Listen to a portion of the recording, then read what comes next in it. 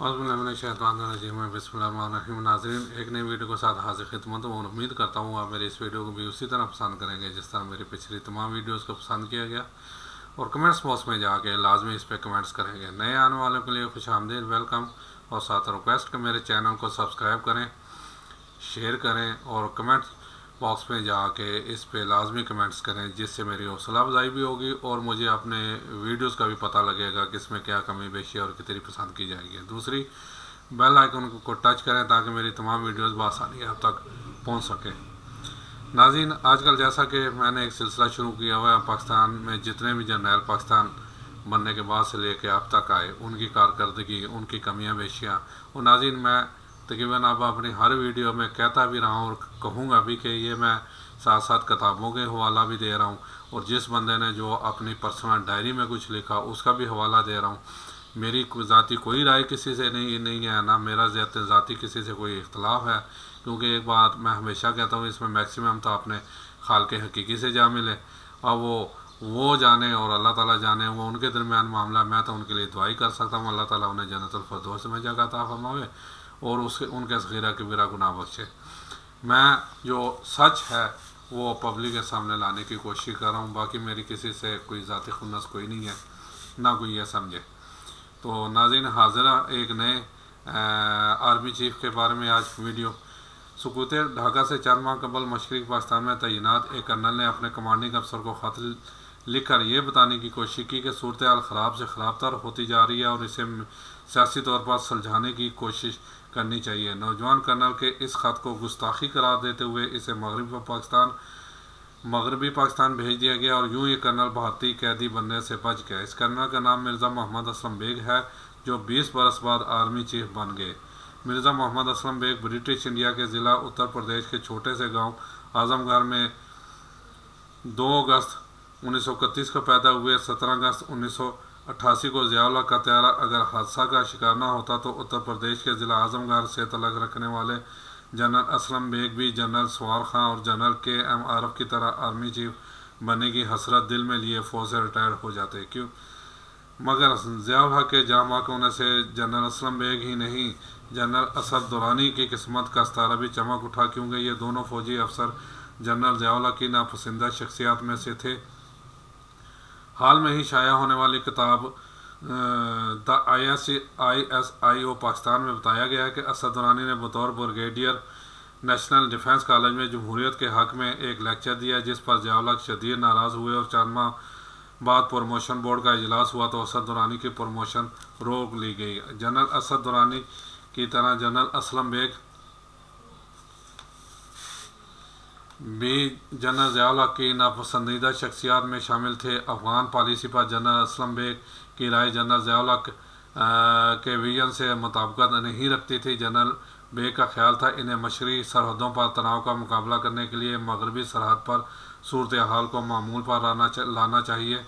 वज़ीर आज़म मोहम्मद खान जुनेजो ने जनरल ज़ियाउल की मुखालफत मोल लेकर मिर्ज़ा असलम बेग को न सिर्फ लेफ्टिनेंट जनरल के अहदे पर तरक्की दी बल्कि vice chief of army staff भी बना दिया। ज़ियाउल को ये फैसला बादल नख्वास्ता कबूल करना पड़ा, और बाद अज़ां जुनेजो हुकूमत की रुखसती के बाद जब जनरल बेग ने यह मशवरा दिया कि इलेक्शन करवाएँ और इक़्तिदार से रुखसत हो जाए, तो दिलों की कुदूरतें मज़ीद बढ़ गईं। इससे कबल जब मिर्ज़ा असलम बेग JOC गुजरांवाला थे तो इस हक़ में नहीं थे कि भुट्टो को फांसी दी जाए। यही वजह है कि उनसे फील्ड पोस्टिंग वापस लेकर GHQ में तैनात कर दिया गया, ताकि किसी किस्म की मुहिमजोई का इम्कान बाकी ना रहे। ज़ियाउल 17 अगस्त 1988 को C-130 त्यारे पर सवार होने लगे तो उन्होंने जनरल बेग को भी अपने साथ चलने की दावत दी, मगर जनरल बेग ने माजरत करते हुए कहा कि वो जिस जेट त्यार से आते हैं इसी में वापस जाएंगे। जनरल बेग खुशकिस्मत थे कि उन्होंने यह दावत ठुकरा दी, या इसमें कोई और राज पोशीदा था,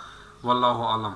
वरना जनरल अफजाल, जिन्होंने अगले रोज़ PIA की फ़्लाइट से वापस जाना था और उनकी सीट भी बुक थी, उन्होंने ज़ियाउल की दावत कबूल करके गोया फरिश्ता अजल को लब्बैक कह दिया। ज़ियाउल का त्यारा तबाह होने की इतला मिलने पर जनरल बेग ने अपने जहाज़ को वापस मोड़ने का हुक्म दिया। जाए हादसा की फ़ज़ाए जायज़ा से मालूम हुआ कि वहाँ पर सब कुछ तबाह बर्बाद हो चुका है।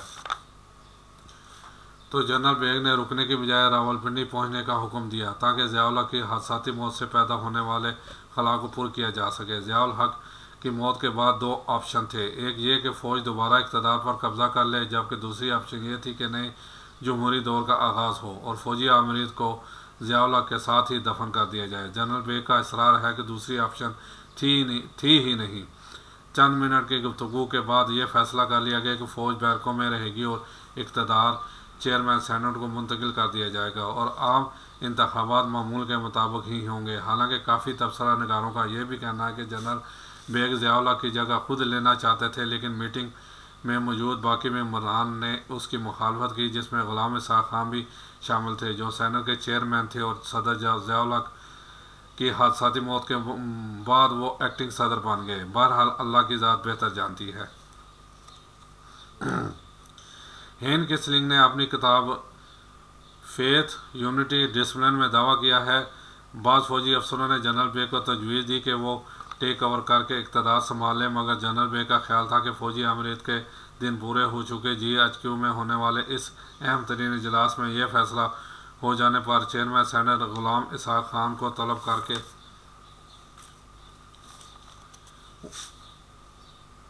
उन्हें अफ़वाज पाकिस्तान के फ़ैसले से आगाह कर दिया गया। रोहिदार खान ने अपनी किताब पाकिस्तान अ ड्रीम गॉन सोर में इस सूरत हाल पर अफसोस का इज़हार करते हुए लिखा है, ग़ुलाम इसहाक़ खान चेयरमैन सेनेट ही नहीं सदर पाकिस्तान के मनसब पर फाइज हो चुके थे और अफ़वाज पाकिस्तान के कमांडर इन चीफ थे। बेहतर होता इन्हें GHQ को तलब करने के बजाय अस्करी क़यादत उनके पास जाती और तावन का यकीन दिलाती। जनाब पावर तो दिखानी थी ना, ज़ाहिर है उन्होंने कहना था पावर हमारे पास है और हमेशा से रही है पावर इनके पास ही, पाकिस्तान बनने के बाद से लेके अब तक ये पावरफुल शख्सियात हैं और पावर ये अपने पास ही रखते हैं, चाहे किसी सूरत भी रखे। जमहूरियत की सुबह खुश जमाल का सूरज तुलू हुआ तो मोहम्मद खान जुनेजो ने अपनी हुकूमत की बरतरफी के खिलाफ पटिशन दायर कर दी। आला अदलिया की जानब से असम्बलियाँ और जुनेजो हुकूमत बहाल करने का फैसला दिखाई दिया तो अफ़वाज पाकिस्तान के सिपा सलार जनरल असलम बेग ने मुकदमे की समाअत करने वाले जज साहिबान को ख़बरदार किया कि इस किस्म के फ़ैसले से गुरेज करें और यूँ आज़ाद और गैर जानबदार अदलिया ने असम्बलियाँ तहलील करने के फ़ैसले को तो गैर कानूनी करार दिया, ताहम जुनेजो हुकूमत बहाल ना की। जनाब देख लें, इसका मतलब है इससे ये ज़ाहिर मिलता है कि यानी ये अपने फ़ैसले जज साहिबान पर भी असर अंदाज करते हैं और कई ऐसे मौक़े हैं जहाँ पता चला कि इन्होंने अपना असर और सूख इस्तेमाल किया और जज साहबान को भी प्रेशराइज्ड कर दिया, लेकिन वो भी अपनी किए की भुगतेंगे जी, क्योंकि इंसाफ की सीट पे बैठे हैं तो इंसाफ क्यों नहीं करते वो। आम इंतखाबात के लिए मैदान सज गया तो DGISI जनरल हमीद गुल ने सोचा कहीं ऐसा ना हो कि फाकाज़दा अवाम शुद्ध और खालस जमहूरियत हज़म ना कर पाएँ और क्या कर दें। ये सोचकर गाड़ी जमहूरियत में इस्लामी जमहूरी इत्तेहाद यानी IJI का पानी उंडेलने का फ़ैसला किया। सियासी बंदोबस्त के बावजूद जुल्फ़िकार अली भुट्टो की बेटी बेनज़ीर भुट्टो वज़ीर आज़म बनने में कामयाब हो गई तो इक़्तिदार यूँ उनके सुपुर्द किया गया जैसे बच्चे को खिलौने देते वक्त बताया जाता है, देखो गली में किसी से बात मत करना और इधर उधर फिरते रहने के बजाय जल्द वापस आना। जनरल असलम बेग पाकिस्तान के वाहिद सिपा सालार हैं जिन्हें हुकूमत पाकिस्तान ने इसलिए तमग़े जमहूरियत से नवाजा कि उन्होंने मार्शल लॉ लगाने के बजाय जमहूरी दौर का आगाज़ होने दिया। लेकिन ये जमहूरियत पसंद जर्नैल भी बहुत जल्द जमहूरियत से बेजार नज़र आने लगे। नौबत यहाँ तक आ पहुँची कि बेनज़ीर से मुलाकात के दौरान जनरल बेग जानबूझकर फ़ौजी टोपी पहनने से गुरेज करते ताकि मुंतखब वज़ीर आज़म को सल्यूट न करना पड़े। तमग़े जमहूरियत सीने पर सजाने वाले सिपा सालार जनरल असलम बेग के दौर में IJI बनी। बेनज़ीर की हुकूमत गिराने के लिए ऑपरेशन मिडनाइट जयकाल हुआ। मनपसंद सियासतदानों को नवाजने के लिए मेहरान बैंक से सियासी और रिश्वत के तौर पर पैसे तकसीम हुए, लेकिन जनरल असलम बेग का इसरार है कि वो इन तमाम कार्रवाइयों से लातल्लुक़ चुपचाप GHQ के किसी कोने में दही खाते रहे। इनकी मंशा और मर्ज़ी के बगैर ये सब मुमकिन था। इस बात पर कोई अहमक ही यकीन कर सकता है। जमहूरियत पसंद जर्नैल के दौर में बेनज़ीर ने मुंतखब वज़ीर आज़म के तौर पर आईनी इख्तियार इस्तेमाल करते हुए DGISI जनरल हमीद गुल को हटाकर जनरल बेग के बैचमेट जनरल शमसुर रहमान कल्लू को DGISI बनाने का फैसला किया तो इन्हें सिक्योरिटी रिस्क करार दे दिया गया। बेनज़ीर भुट्टो ने बतौर वज़ीर-ए-आज़म core commander Lahore lieutenant general Alam Jan Masood को तरक्की देने का कहा तो जनरल असलम बेग ने तरक्की देने के बजाय लेफ्टिनेंट जनरल आलम जान मसूद को फ़ौज से निकाल दिया और लेफ्टिनेंट जनरल अशरफ जंजुआ को कोर कमांडर लाहौर लगा दिया। इस दौरान 21 जुलाई 1990 को जनरल बेग की सरबराही में कोर कमांडर्स का कॉन्फ्रेंस हुई, जिसमें यह फैसला किया गया कि बेनज़ीर भुट्टो की हुकूमत को मज़ीद बर्दाश्त नहीं किया जा सकता और सदर पाकिस्तान ग़ुलाम इसहाक़ खान को भी इस फैसले से आगाह कर दिया। सदर पाकिस्तान जनाब ग़ुलाम इसहाक़ खान ने बेनज़ीर भुट्टो की हुकूमत बरतरफ करने का फ़ैसला कर लिया। वज़ीर-ए-आज़म बेनज़ीर भुट्टो ने अफवाहों के पेश नज़र अपने मुआविन खुसूसी हैप्पी मन वाला को सदर ग़ुलाम इसहाक़ खान के पास भेजा। सदर ग़ुलाम इसहाक़ खान ने कहा वो कोई गैर आइनी इक़दाम उठाने का इरादा नहीं रखते। रुईदाद खान जो सदर ग़ुलाम इसहाक़ खान की किचन कैबिनेट का हिस्सा थे वो लिखते हैं कि सदर ग़ुलाम इसहाक़ खान ने झूठ नहीं बोला क्योंकि 8वीं आइनी तरमीम के तहत असम्बलियाँ तहलील करना आइनी इक़दाम था। रुईदाद खान कहते हैं कि बेनज़ीर ने इन अफवाहों को वैसे ही मुस्तरद कर दिया जैसे स्टालियन जर्मन फ़ौजों की सोवियत यूनियन की तरफ पेशकदमी की खबरों को खातिर में ना लाए। 6 अगस्त 1990 को अखबार में खबर छप गई कि बेनज़ीर की हुकूमत आज बरतरफ कर दी जाएगी तो बेनज़ीर ने सदर ग़ुलाम इसहाक़ खान को खुद फ़ोन किया। खबर की तस्दीक होगी तो बेनज़ीर भुट्टो ने पूछा,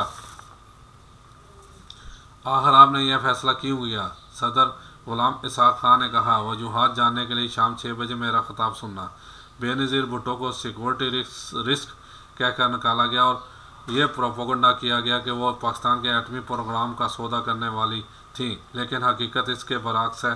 चंद बरस कबल शाया होने वाली एक किताब शॉपिंग फॉर बॉम्ब में इंकशाफ किया गया है कि 1989 में जब बेनज़ीर भुट्टो अमेरिका के दौरे पर गईं और बुश सीनियर से मुलाकात हुई तो अमेरिकी सदर ने पाकिस्तान के एटम बम का डिज़ाइन उनके सामने रख दिया। यह डिज़ाइन देखकर बेनज़ीर हैरान रह गई। बाद मालूम हुआ कि यह डिज़ाइन एक फ़ौजी अफसर ने अमेरिका को बेचकर पैसे कमा लिए।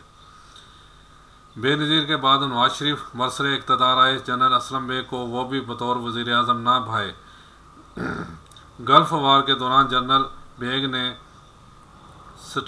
स्ट्रेटजी डेप्थ यानी तस्वीराती गहराई का नज़रिया पेश किया और रियासती पॉलिसी के ख़िलाफ़ जाकर तकरीरें करना शुरू कर दी। इराक़ कुवैत जंग के दौरान जनरल बेग अमरीकी मुखालफत के बहस बेहद मकबूल हुए और कोई लगी लिपटी बगैर ये कहते रहे कुवैत वियतनाम की तरह अमेरिका का नया कब्रिस्तान बनेगा। जनरल बेग के अज़ाइम को भांपते हुए सदर ग़ुलाम इसहाक़ खान ने कई माह पहले ही नए आर्मी चीफ का तकर्रर कर दिया और जनरल आसिफ नवाज़ को उनके जानशीन के तौर पर चुन लिया गया। मगर जनरल बेग के तूफ़ानी दौरों में कोई कमी ना आई। उन्होंने स्ट्रेटजी डेप्थ के नज़रिया को अमली जामा पहनाने की गर्ज से ईरानी हुकाम से मुलाकातें करके मुश्तरका दिफा की बातें शुरू कर दी, जिस पर जनरल आसिफ नवाज़ ने न सिर्फ जनरल असलम बेग को पैगाम भेजा बल्कि ईरानी हुकाम से मुलाकात करके उन्हें भी बता दिया कि जनरल बेग लेम डक हैं जिन्होंने अगस्त में चले जाना है, उनकी किसी बात पर भरोसा ना करें। जनरल आसिफ नवाज़ की तैनाती के बावजूद आखिरी दिन तक यह खदशा बरकरार रहा कि जनरल बेग घर जाने के बजाय मार्शल लॉ लगाने का फ़ैसला न कर लें। मारूफ सहाफ़ी अज़हर सुहेल ने भी जनरल बेग के नाकाम अदारों से मुतल्लिक़ कुछ तफसील बयान की है। 12 अगस्त 1991 को लाहौर में अपोजिशन की ऑल पार्टीज़ कॉन्फ्रेंस थी। मियाँ ज़ाहिद सरफराज एजेंसियों की हुकूमत, जी ये किताब का नाम है जी ज़ाहिद, जिसमें यह सारा लिखा गया है। एजेंसियों की हुकूमत ये राइटर अज़हर सुहेली हैं।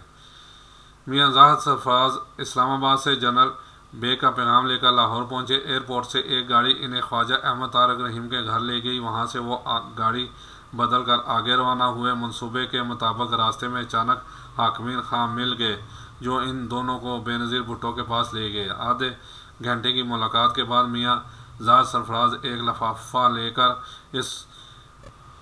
उसी खुफिया अंदाज में इस्लामाबाद की तरफ रवाना हुए। एयरपोर्ट पर चंद सहाफ़ियों को खुशखबरी दी कि नवाज शरीफ का खेल कुछ देर में ख़त्म होने वाला है। इस्लामाबाद एयरपोर्ट से वो ग़ुलाम मुस्तफ़ा जतोई के घर पहुँचे, जहाँ कर्नल सरवर चीमा भी मौजूद थे। मियाँ ज़ाहिर सरफराज अरकान असम्बली के इस्तीफ़ों का थैला खोलने लगे तो कर्नल सरवर चीमा ने तअस्सुफ़ भरे अंदाज में कहा, मियाँ साहब छोड़ें, रहने दें, जनरल साहब दुधेल भैंस की तरह तालाब में बैठ गए हैं। बेनज़ीर भुट्टो ने भी अखबारनवीसों को ये कहकर अलर्ट कर रखा था कि बड़ी खबर आने वाली है, मगर जनरल बेग के ढील मेल के बायस ये मंसूबे धड़े के धड़े रह गए। जनरल बेग, जो फौजी हलकों में जनरल ग्लेसनोस के नाम से मशहूर थे, अफवाहों और खदशात के बरक्स मार्शल्ला लगाए बगैर ही रुखसत हो गए। ग्लेसनोस एक रूसी इस्तिलाह है जिसका मतलब है कुशादा, यानी ओपन और खुला जर्नल। अगस्त 1991 को जनरल बेग अपनी फ़ौजी खिदमत से सबकदोश हो गए। 41 साल की खिदमत मुकम्मल करते हुए कमांडर जनरल आसिफ नवाज के हवाले अपनी सीट की एक आर्मी चीफ की हैसियत से जनरल बेग को ऑस्ट्रेलियाई फ़ौज के माहर ने पाकिस्तान के आर्मी के अंदर बहुत हौसला अफजाई की। जनरल बेग रिटायरमेंट के बाद इस्लामाबाद में नेशनल डिफेंस यूनिवर्सिटी में प्रोफेसरशिप जारी रखी और वो मुल्क के सियासी और फौजी उमूर में भी सरगर्म रहे। जी ज़ाहिर है जी, आजकल तो वो रिटायरमेंट की ज़िंदगी जो है ना अपना ये है जी जनरल असलम बेग का सारा, और किताबों के हवाले भी, और साथ उन्होंने यानी कि क्या कुछ किया, क्या कुछ करना चाहते थे, और किन के साथ उनके इख्तलाफात थे, या कौन आर्मी चीफ इनके ख़िलाफ़ था, सारा कुछ ये डिटेल। उम्मीद है आप लोग ये पढ़ेंगे और सोचेंगे कि हमारा पाकिस्तान कहाँ खड़ा है, क्योंकि ये पाकिस्तान बनने के बाद ही बाबा कायद आज़म को फारग करके ये कुर्सी की दौड़ शुरू हो गई। उसमें इससे तो साफ नज़र आ रहा है कि हमारे फौजी जर्नैल भी शामिल हैं, सिविलियन भी शामिल है, ब्यूरोक्रेट भी शामिल हैं सारी। यानी ये जैसे यानी गिद्ध मरे हुए जानवर पे पड़ जाते हैं ना, नोच के खाते हैं, ऐसे ही हमारे पाकिस्तान को खाया गया। आप कमेंट्स बॉक्स में जाके ज़रूर इस पर कमेंट्स दीजिएगा कि ये आपको वीडियो कैसी लगी। एक नई वीडियो के साथ इंशाल्लाह फिर हाज़िर होगा। इजाज़त चाहता हूँ जी। अस्सलाम वालेकुम व रहमतुल्लाहि व बरकातुहू।